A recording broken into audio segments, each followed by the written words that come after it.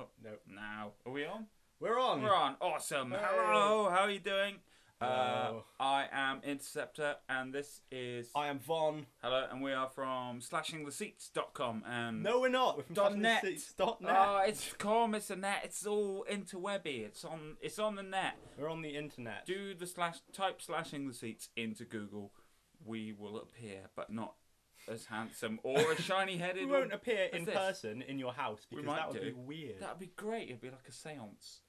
It'd be a terrifying seance. It'd be brilliant. Speaking of seances, have you Speaking watched of a movie recently? I have watched a movie. I've watched many a movie, but the movie that stood out mostly in my mind was one about a poor rural area of Connecticut where there was a haunting. A haunting? I think it was called The Ghost Who Was in Connecticut. No, it was definitely called The Haunting in Connecticut. Or of Connecticut.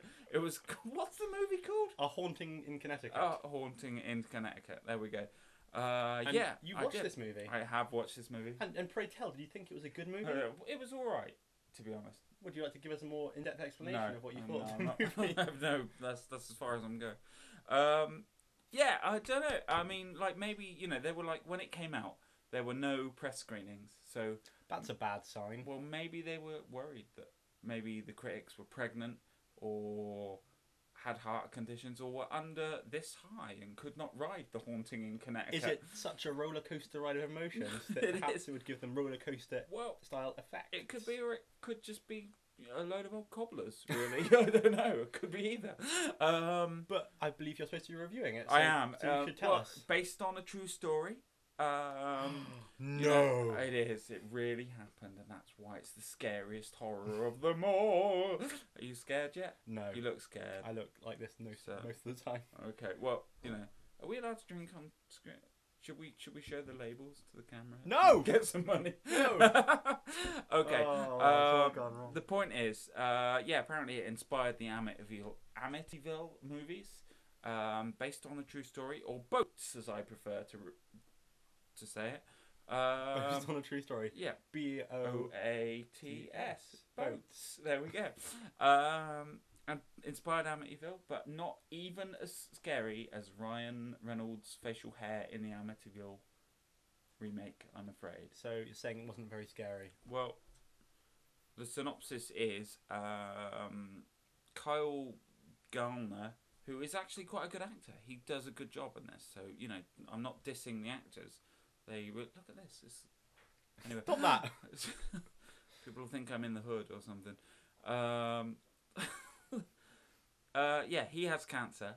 And Oh no. I know, it's terrible. Well, no, but that's quite serious. And his mum wants to rent an apartment so she can be with him, near him, while he's in the hospital and stuff. And but instead of renting like a 3-bedroom bungalow for her and the 2 little kids, like you would, she rents this farmhouse that inside looks like Jeffrey Dahmer's living room. And people are like, oh, it's got a bit of a history. That's what the realtor says, and never explains anymore. Was it built on Indian burial ground? The devil lives up the chimney stack or something, and that's Never a good pretty sign. much the plot. So And so it's a house, and there's haunting going on. there's a whole lot of haunting going on. A hunker. What would you say was the highlight of the haunting? There's an ectoplasm scene that has to be seen to be believed. Where does the ectoplasm come from? Out of someone's face. So basically, like when you're sick really badly and it all comes out your nose and you cry. Exactly, but it's normally your that would ectoplasm. go on the floor, wouldn't it? But this ectoplasm goes woo up in the air into a cloud. It turns into a ghost. I've never done that before. I know. I've never vomited straight up. Well, that's not entirely true, but Yeah, but I mean, you were upside down at the same time. So Exactly, It was so- straight up to you, but down for everybody else. I know. Well, I was glued to the ceiling at the time, so it becomes irrelevant. But it starts off and it's got this whole cancer family drama thing going on. I'm doing a lot of moving around. I'm sorry, but I'm in a dancey mood, and it deals it's quite sensitive about the disease and the troubles that it brings on family and the stress they're under, and it's quite sort of nice, But is it any good? yeah, it's all right. You know, there's a bit of like the visual style's nice and it looks good, and the soundtrack's a bit over the top. It's got all that sort of cats jumping from wardrobes and Is it creaky all like noises. dinky, dinky, dinky, dinky, dinky noises? Lots and then of like slowly building strings and that sort of stuff. But then it's like it gets to a point, you know, you're about halfway through the second act, and you haven't really got anywhere left to go from there. Like, where do you go when you've, you know, already done the whole tension building thing? That's tension. You can have a so I remember it, and you know, and they've only got like a PG-13, which is what, like a 15.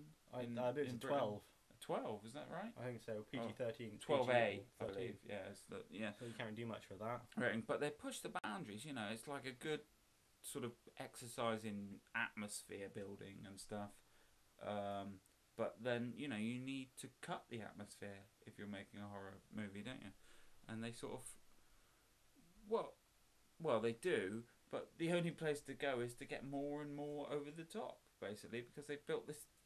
It's like when you're going on a roller coaster and you get to that very top bit and then things should explode. Like, oh no, you're gonna go. Then it's a cat.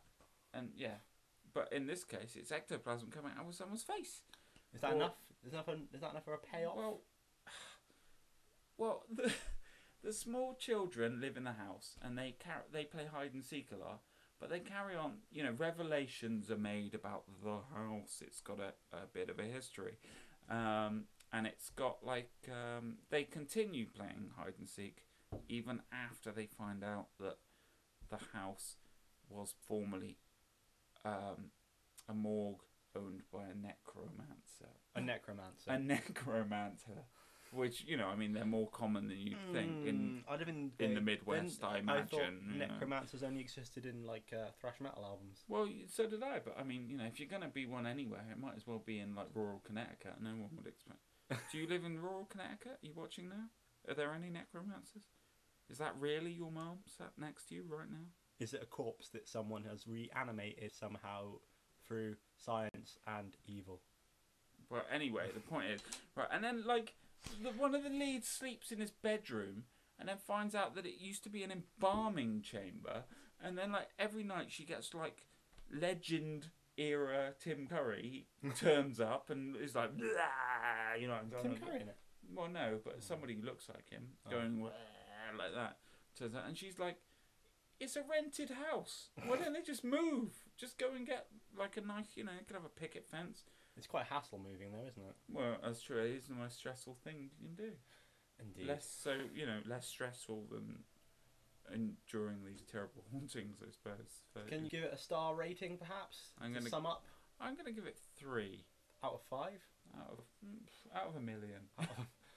3 out of a million. A haunting in Connecticut. 3 out of a million. It's a million. So, thanks. Go and watch it. I'm if glad you like necromancers. You can watch it. It's pretty good.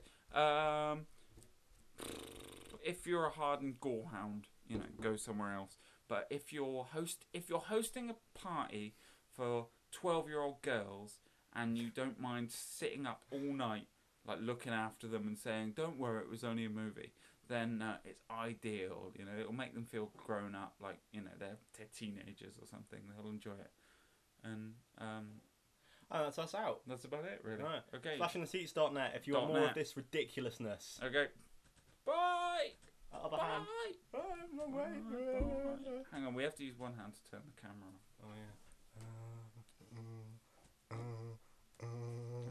yeah.